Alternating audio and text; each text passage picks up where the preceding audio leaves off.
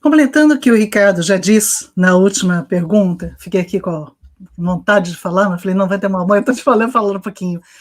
É interessante lembrarmos que os evangelhos foram escritos bem depois de tudo isso ter acontecido. E, quando eles são escritos, Pedro já tem uma autoridade reconhecida perante a igreja, já nascente, formada. Que Pedro, inclusive, já está falecido quando os evangelhos são escritos, provavelmente. Mas a memória de Pedro é muito presente.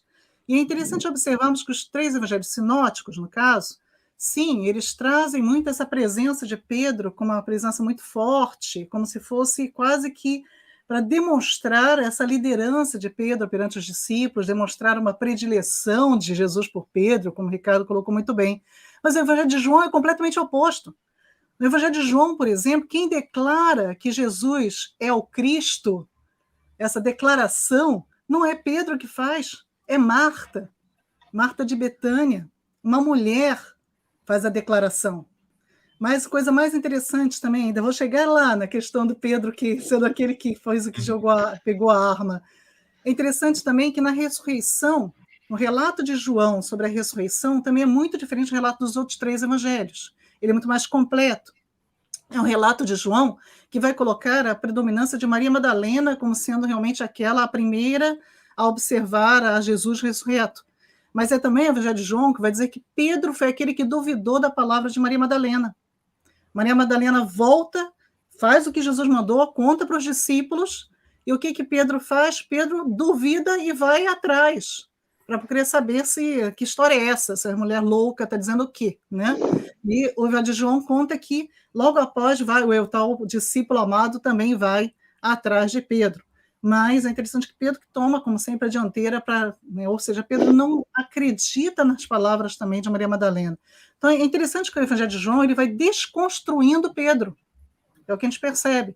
O Evangelho de João ele é muito mais favorável a uma liderança diferenciada da liderança de Pedro, enquanto os outros três evangelhos, sim, apontam sempre essa liderança petrina. E nesse caso também, do caso então da prisão de Jesus e do discípulo que saca a arma, é o Evangelho de João que vai atribuir essa ação violenta a Pedro, e não a um discípulo anônimo.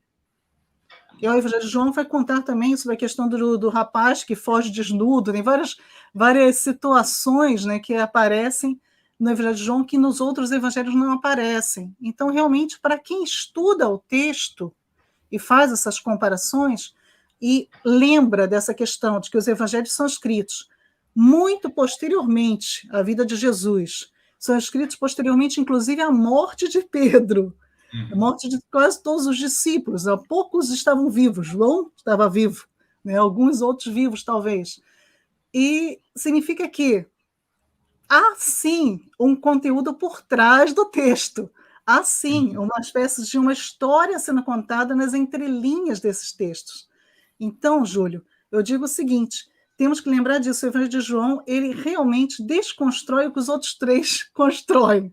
E ele vai dar características diferenciadas para Pedro. É ele que vai trazer mais um Pedro muito mais medroso, um Pedro que duvida, é um Pedro que vai ter suas reações não tão firmes, não tão elogiáveis, digamos assim, como nos outros evangelhos.